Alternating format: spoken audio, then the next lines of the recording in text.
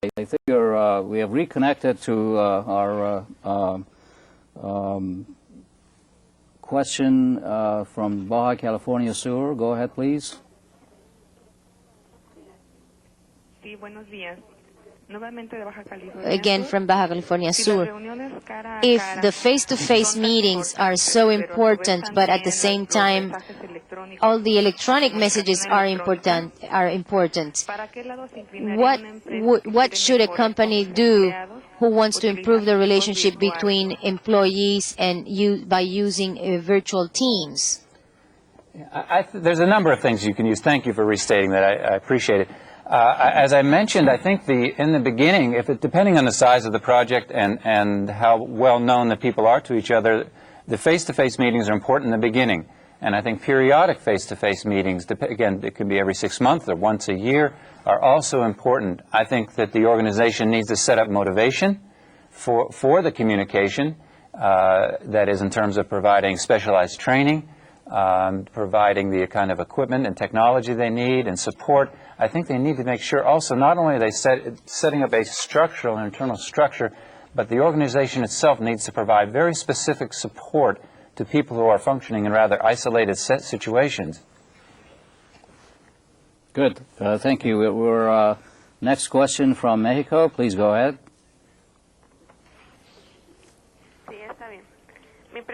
The question is the following. Okay.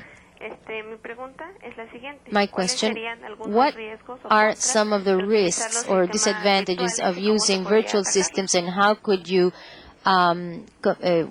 solve those?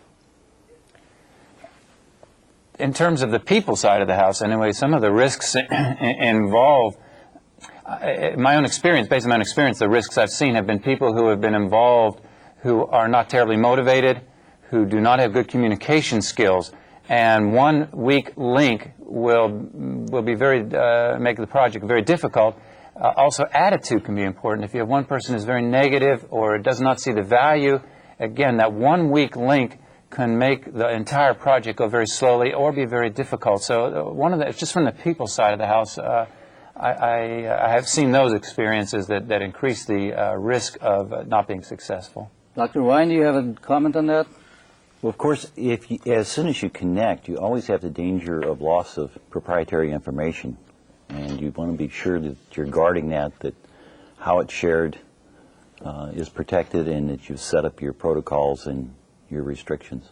All host of questions as far as copyright and proprietorship is concerned. Thank you for your questions. Let us now move to the second module of our program, in which Larry Rhyne will tell us about the most effective strategies of today's new economy organizations.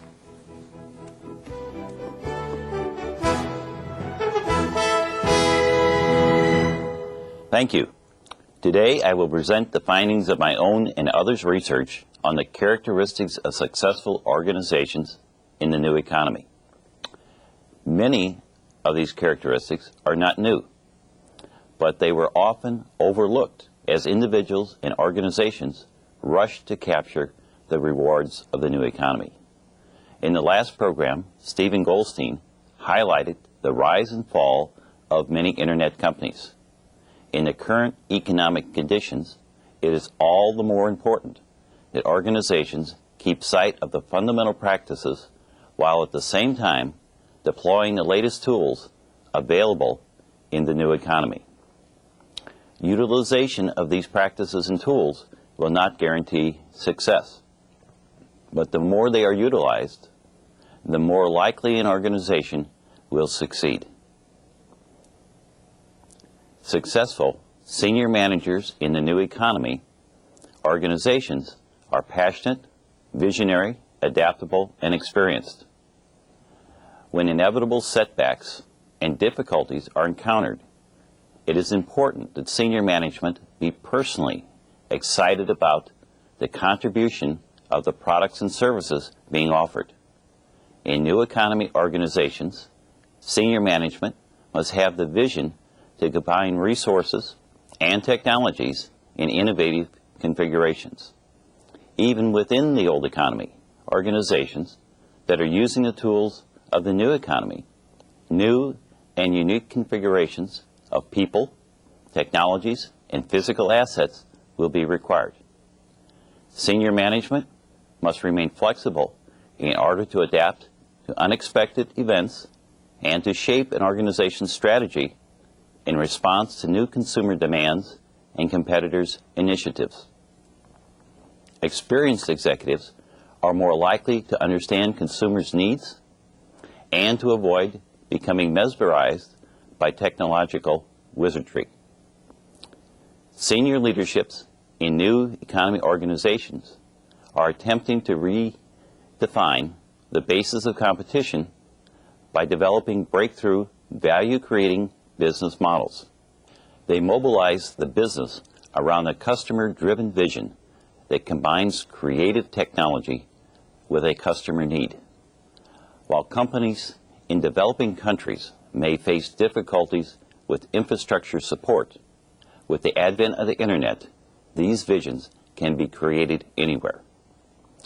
In the high technology arena, this may be particularly difficult because many potential customers may not recognize the need. The manner in which a customer need is fulfilled can take a number of forms: breakthrough technological innovation, unique configuration of existing technology, or the use of superior processes to deliver the product cheaper and/or faster. Netscape is an example of a company that took the route of breakthrough technological innovation. The company created the Internet browser market with the introduction of its Navigator product and focused on getting the latest, most technologically advanced product into the marketplace. Sun is an example of a company that redefined the basis of competition through the unique configuration of existing technology. Sun used off-the-shelf parts to make workstations more affordable and established a common operating system to allow different workstations brands to communicate with one another. Sun's emphasis on the configuration of the technology was exemplified by the company's outsourcing of all of its manufacturing operations. Clearly, this approach paid off as Sun was able to achieve profitability within 6 months of startup. Amazon.com entered the bookseller business, a mature industry dominated by Barnes & Noble and other well-established companies, by applying and mastering Internet technology. The success of Amazon's value propositions was based on the effective execution of process technology. Amazon has now expanded into music videos, DVDs, toys, and games, and electronics. They have opened branches in the United Kingdom, Japan, and Germany. Through strategic alliances, they also offer drugstore products, sporting goods, groceries, and pet supplies. Sales grew at 68% in 2000. Dell Computer's initial value proposition revolved around passing savings realized from cutting retailers out of the buying chain onto consumers. Their direct model took the latest product technology available, applied it to the extent required to best meet customer needs, and then delivered it to the customer as quickly and efficiently as possible. Later, Dell was able to leverage its credibility in the mail-order PC business to evolve the direct model to encompass made-to-order PCs, that is, mass customization. Using both the early and the more recent versions of their model, Dell was generally able to deliver the latest technology to its customers much faster than other PC manufacturers whose products traveled through the standard retail channels. Clearly, their approach redefined the basis of competition by emphasizing superior processes. Several other companies are now trying to duplicate Dell's success. Chipmaker AMD refined the basis of competition through a combination of superior processes and breakthrough technology, both of which are rooted in the company's R&D capabilities. The company has been known to spend as much as 20% of sales on R&D, which is an industry-leading mark. In the early stages of a new technology, the process of developing these offers will be somewhat informal and unstructured. As the technology matures, leadership must ensure that their vision is communicated to the organization and that the development process incorporates market information in a more formal and structured manner. Michael Dell mobilized his company around the direct model, which creates value for customers in a variety of ways. 1. Eliminating resellers' markups. 2. Reducing costs associated with carrying large inventories of finished goods. And 3. Facilitating the inclusion of customer input into the planning and manufacturing processes. Early on, the direct model helped Dell to focus on activities that added value for customers, instead of just activities that needed to be done. Over time, it has provided a consistent underlying strategy for the company despite constant changes in the PC industry, enabling Dell to become a $12 billion company in 13 years. As Michael Dell put it, we have a tremendously clear business model. There's no confusion about what the value proposition is, what the company offers, and why it's great for customers. Jim Clark and Mark Anderson mobilized Netscape around the vision that the browser had the potential to become a universal interface that would tie the networks of the future together. This vision provided clarity and direction at a time when most companies were struggling with the chaotic, rapid changes that permeated the Internet. While Netscape's early competitors stumbled, the company's troops rallied around its vision to develop and deliver an impressive range of client and server products in a very short period of time. A key role of senior management in the new economy organizations is to attract and retain a supporting cast of human assets. These are the people who will create the virtual teams that Ken Golden discussed in the first module. Obviously, people with the technical skills necessary to build and create the new economy organization's computer infrastructure are important. However, just as important will be people with marketing, financial, warehousing, and order fulfillment skills. In the highly dynamic environment of the new economy, senior management must provide sufficient structure to allow these people to carry out their tasks. Regardless of whether a high-tech firm offers the market breakthrough, technological innovation, a unique configuration of existing technology, or superior processes to deliver the product cheaper and or faster, it takes top-notch people to make the vision a reality.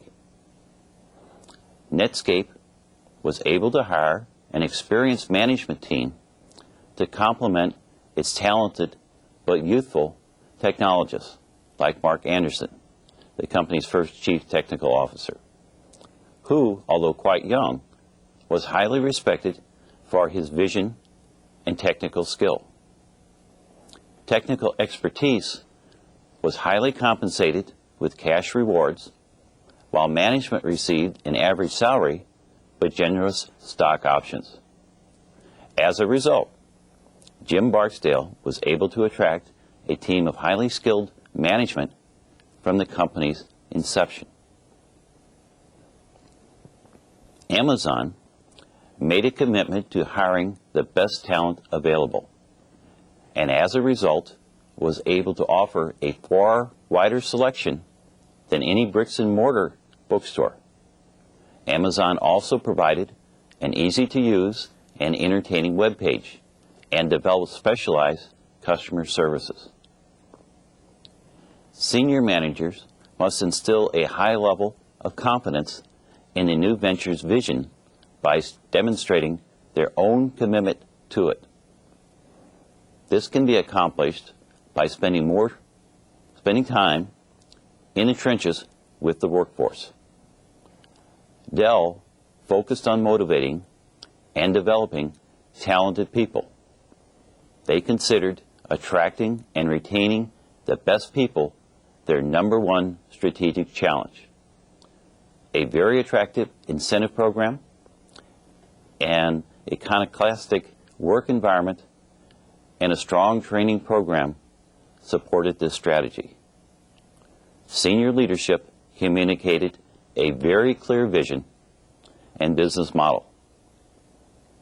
Michael Dell provided a positive role model by spending 40% of his time with customers, being available to employees, and projecting a no barriers to innovation, let's try it attitude. Successful new economy organizations bring a first-generation model to market quickly and then use customer feedback to develop enhanced versions of their product or service.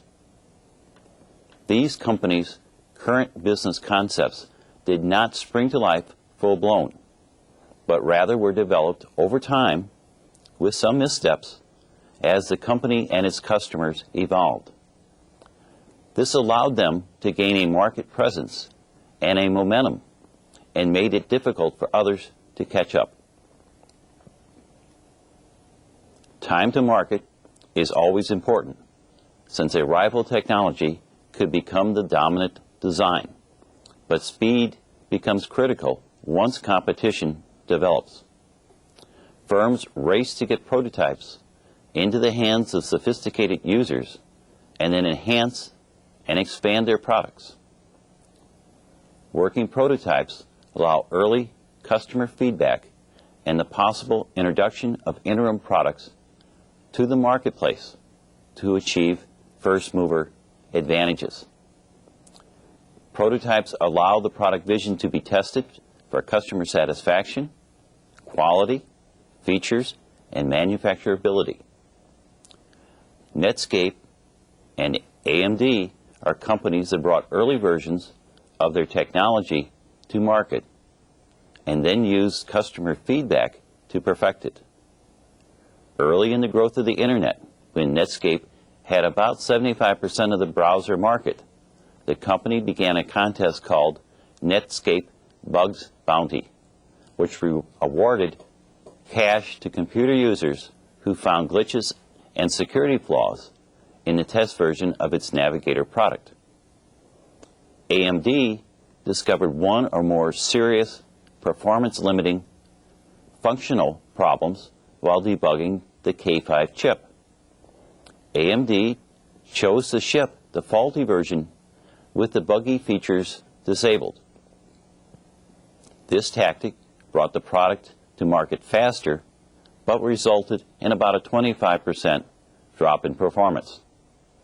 It also gave AMD the opportunity to compete against arch-rival Intel while continuing to perfect the K5.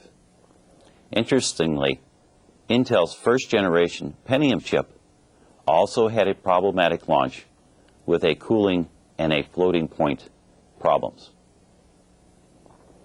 The upshot of all of this is that senior management of new technology ventures must create an environment that facilitates rapid market entry for products. This includes ensuring that sufficient resources are devoted to new breakthrough technology. It also means being prepared to go to market with a less than optimal solution while ensuring that the infrastructure and processes are in place to quickly optimize the solution based on feedback from the marketplace. Successful new economy organizations seek out smart capital that can be leveraged through third-party relationships to increase the probability of market success. Successful companies often leverage third-party relationships to improve the probability of success for their new technology ventures. Relationships take a variety of forms, ranging from client-vendor to strategic alliances to outright acquisitions. The new ventures acquire leading-edge technology, expertise of top-notch personnel, or other resources from third parties to help reduce time to market. Other relationships are formed with companies that share a common bond, such as their need to counterbalance a strong competitor's presence. AMD leveraged its ability to ally strategically in support of its objectives in numerous cases. For example, AMD partnered with VIA Technologies to access industry-leading technology in product development. AMD also formed alliances with other major global semiconductor suppliers to build a consensus for industry standardization of flash memory architecture.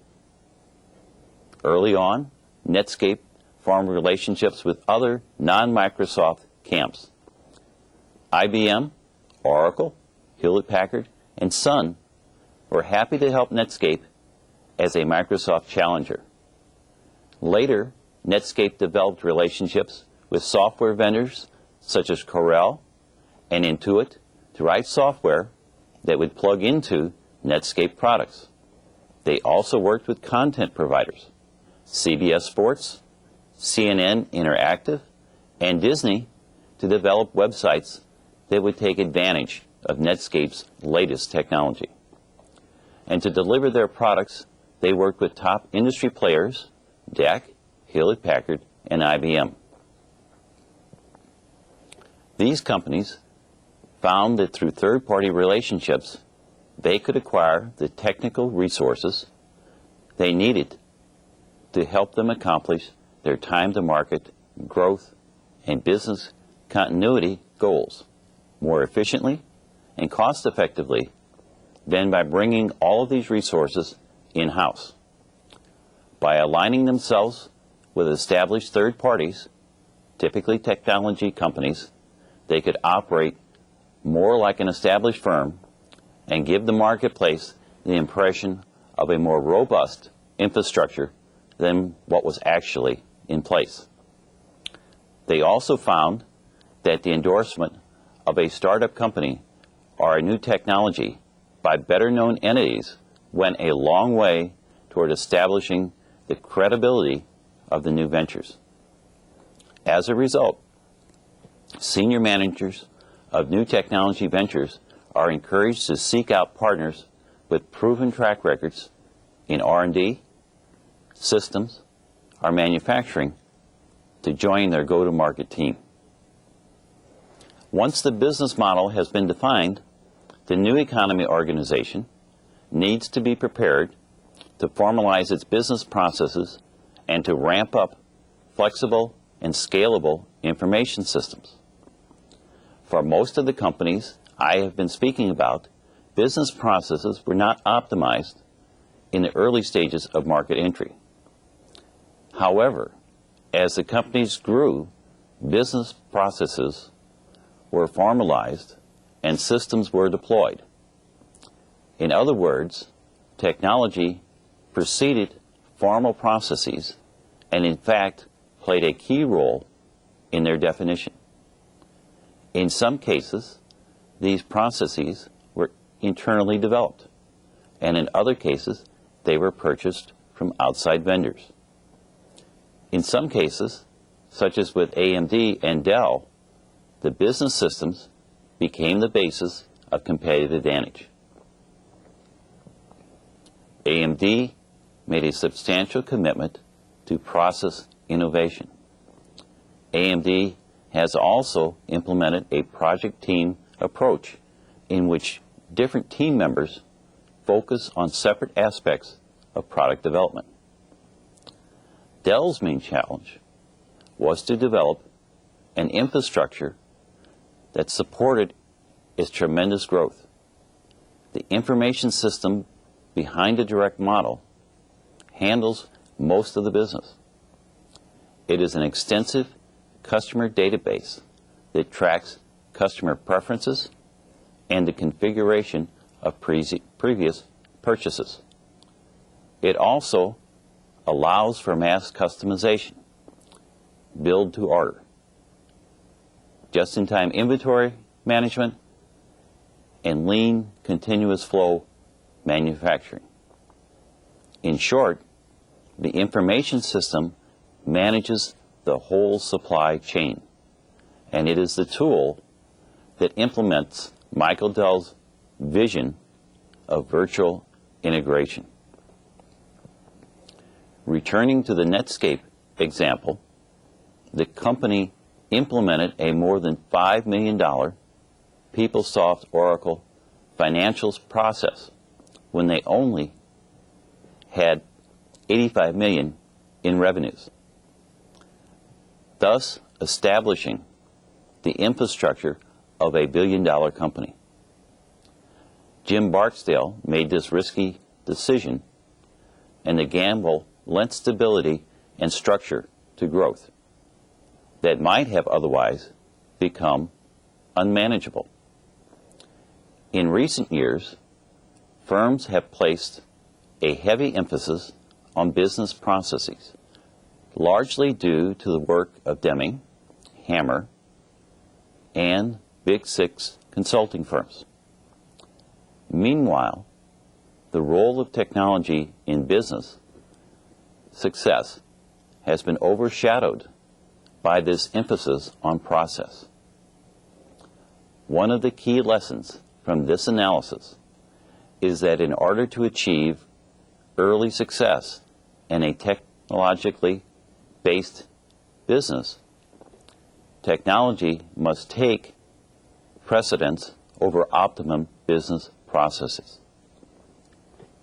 Information technology and the Internet in particular have fundamentally changed the way enterprises relate to their customers, business partners, and employees. Strategies like one-to-one marketing, mass customization, and virtual integration are now possible on a broad scale due to the pervasive computing, networking, and communication technologies commonly associated with the Internet. Soon, technology-driven strategies like these, designed to create competitive advantage, will become the rule instead of the exception. Huge amounts of information on customers, suppliers, employees, competitors, and economic conditions exist in today's databases. The quantity of this information could be overwhelming, if not for the development of data mining tools. These tools attempt to identify patterns and trends, predict customer behavior, and flag irregularities. As an example, retailers can use data mining techniques to identify the types of customer service resulting in better response rates and to identify which customers are the most valuable. Amazon.com uses data mining to provide the right product for the right customer at the right time, and it also helps the consumer to find the product or one they do not yet know they need much faster. Two types of marketing organizations use data mining to achieve strategic advantages. Collaborative customizers engage the customer in an ongoing dialogue regarding their needs